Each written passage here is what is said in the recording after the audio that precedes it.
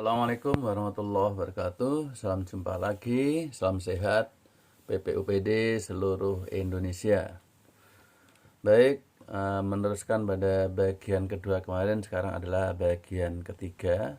Kita merujuk pada Permendagri nomor 54 tahun 2021 tentang petunjuk teknis jabatan fungsional PPUPD. Pada bagian ketiga ini seperti yang sudah dipaparkan terdahulu, yaitu tentang menyiapkan bahan penyusunan konsep LHP. Nah, ini adalah tugas dari PPUPD ahli pertama, sedangkan nanti menyusun konsep LHP adalah bagian PPUPD ahli muda. Nah, keduanya ini tidak bisa dipisahkan, namun untuk pembahasan kali ini kita akan ada irisan-irisan ataupun keterhubungannya seperti apa, sekaligus PPUPD ahli pertama dan muda bisa sama-sama menyimak. Baik, PPUPD ahli pertama dalam penyusunan konsep LHP itu adalah menyiapkan bahan. Ini di Permen PAN RB 36. Itu BPUPD ahli pertama itu menyiapkan bahan penyusunan konsep LHP ya, atas pengawasan. Ini kebetulan yang saya capture adalah ketaatan terhadap NSPK, bisa SPM atau pengawasan wajib, macam-macam, silakan menyesuaikan. Ini hanya untuk contoh saja. Intinya tugasnya di tempat-tempat itu, di pengawasan apa dana desa, pemerintahan desa dan sebagainya itu adalah menyiapkan bahan penyusunan konsep LHP, itu intinya. Nah, kode butirnya nanti menyesuaikan kalau di dana desa, pemerintahan desa, Riksus, lain-lain ya, masain. Tapi ini yang kita lihat adalah hasil kerjanya, konsep LHP, konsep LHP. Ini hasil kerjanya. Jadi sama-sama dengan ahli muda, sama-sama, karena ini menyiapkan yang pertama, dan yang muda itu menyusun. Jadi karena ada irisan yang kuat, maka hasilnya yaitu konsep LHP sama-sama. Angka kreditnya agak beda. Yang pertama 0,13, yang ahli muda 2 kali lipat yaitu 0,226. Baik, bukti hasil kerja sebagaimana Permendagri ya, 54 tentang juknis, yaitu untuk menyiapkan bahan penyusunan LHP dan penyusunan yang pertama dan muda itu sebagai sarana komunikasi pengawasan dengan entitas yang dilakukan pengawasan. Ini sarana komunikasi ya, antara kita pengawas dengan yang diawasi. Bukti kerja, kalau waktu ini sesuai dengan BKPT dan program kerja ya. Bukti kerja itu nanti yang untuk edupak atau edupak yang diajukan untuk daftar usul angka kredit itu, ada penilaian angka kredit itu untuk ahli pertama yaitu surat tugas atau disposisi pimpinan untuk menyusun laporan hasil pengawasan. Ingat, dalam program kerja pengawasan PKP itu masing-masing anggota kan diberi tugas, kumpulkan ini, carilah ini, kan begitu. Nah, yang menugaskan itu ya atasan langsungnya. Kalau ke anggota tim berarti ketua tim.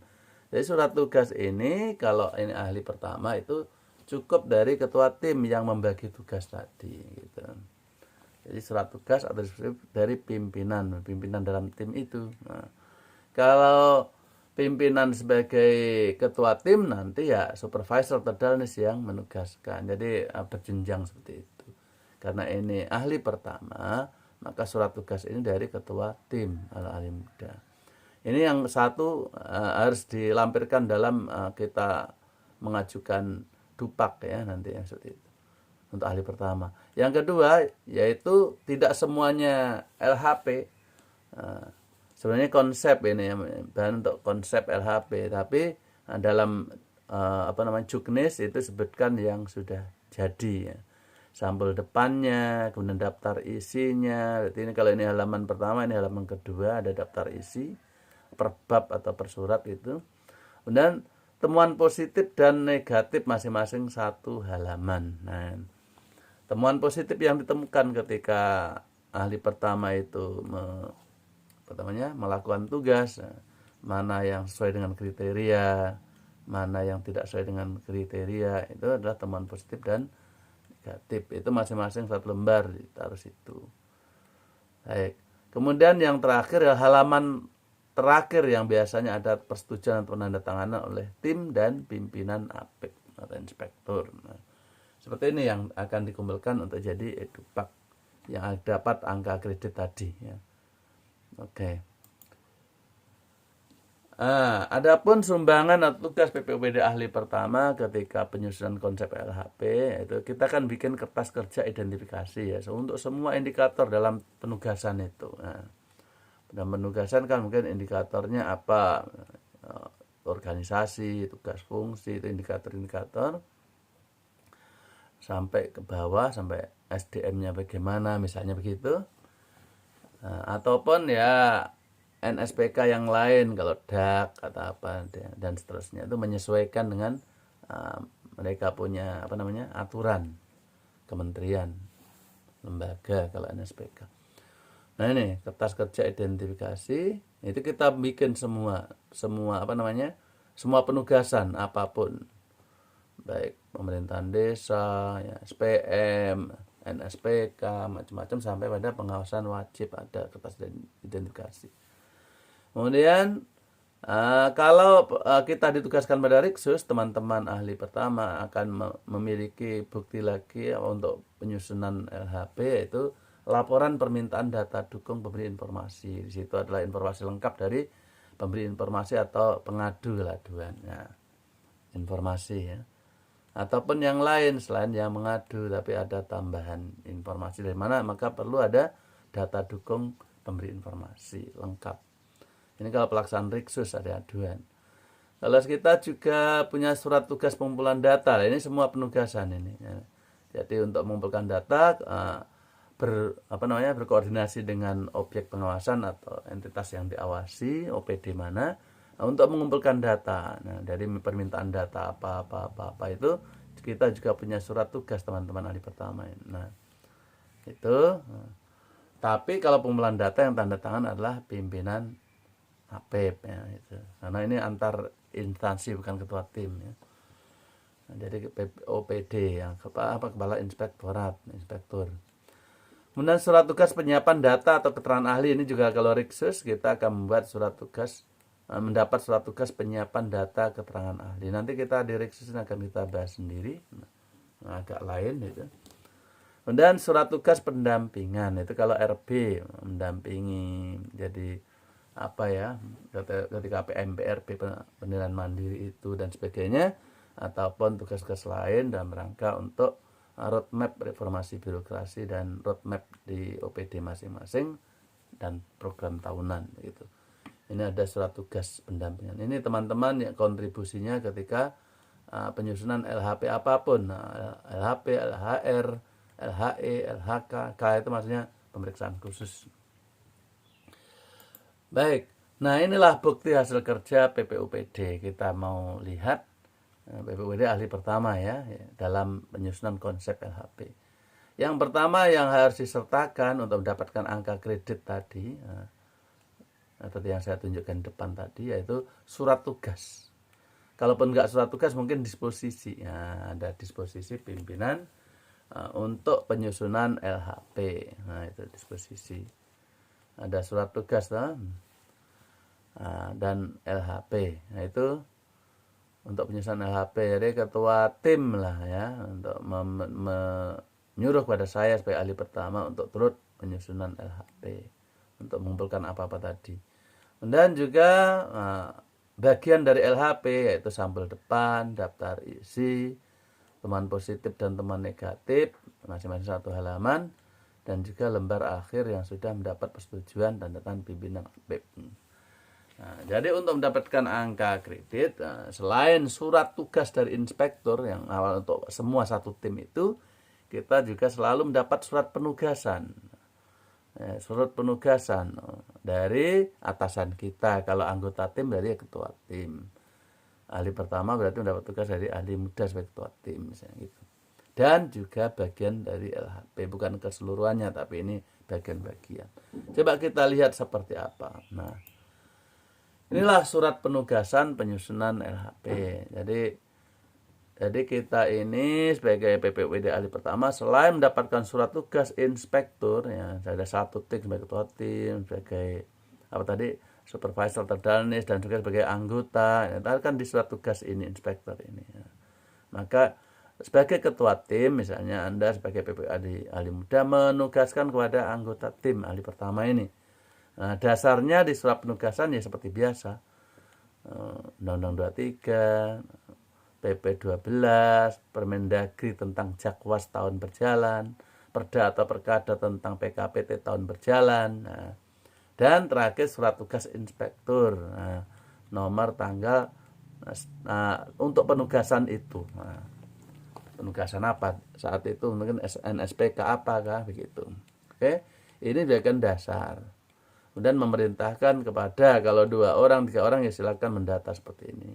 Kalau 1 orang silakan. Namanya siapa, pangkat, NIP, jabatannya tentu saja ahli pertama karena kita sedang bahas ini sebagai anggota tim. Untuk apa? Membantu menyiapkan data dokumen guna penyusunan konsep LHP. Ahli muda ya tadi ya.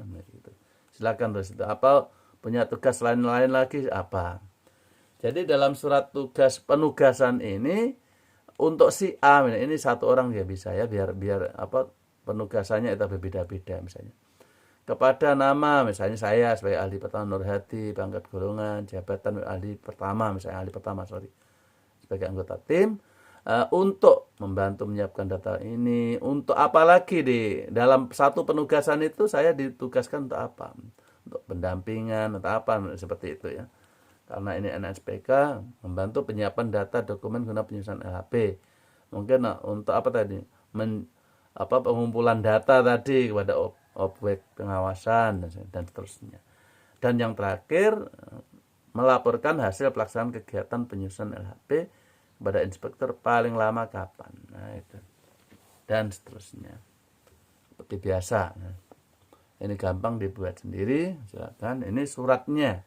Surat penugasan di samping surat tugas dari inspektur. Nah, surat tugas dari inspektur sudah pasti harus, karena itu awalnya entry pointnya di situ.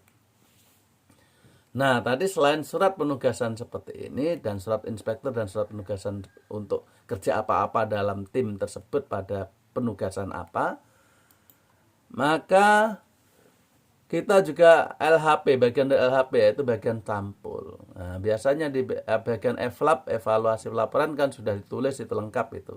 Nomor alamat objek pengawasan ke siapa, nomor LHP-nya berapa, dan seterusnya. Itu dipoto dan ditempel di bagian depan ini. Itu. Ini nama sampul. Dipoto, ditampil paling depan. Kemudian daftar isinya, daftar isi. Nah, kalau per bagian atau per bab mungkin seperti ini ya. Halaman sampul tadi, daftar isi sekarang ini, surat penyampaian laporan hasil pengawasan. Nah, ini karena ini tentang LHP, ada suratnya mungkin. Silakan ini tambahan saja desa. Yang jelas sih sampul, daftar isi, kemudian apa tadi temuan positif negatif dan apa. Ini daftar isinya LHP. Kita ikuti yang dari apa tadi? EVLAP tadi, dari yang kita susun dari tim. Nah, surat ini silakan, kalau saya penting ini saya karena ini ke wali kota, tentang apa isinya, pengantarnya ya ini ya, pengantar wali kota.